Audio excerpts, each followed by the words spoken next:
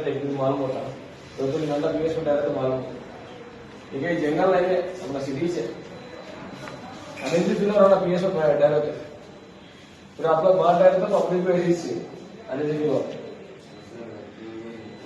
मालूम हो ना, गलती का मालूम हो, सजा में होना है ना आपका थोड़ा अनिल जी लगता है ना पीएस में कितना निधि लग रहा आपको पीएस में खाली ठहरा है तो अच्छा आने जाने वाला कैसे तक था और जाना चाहिए फिर दोस्तों के साथ बच्चा करना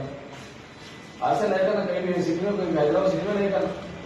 ऐसे करना ऑप्शन सब रहने सुबह तक रहने नहीं सुबह तक करवा सुबह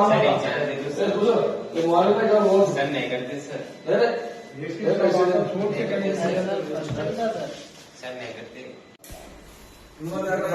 आता जोड़ लो।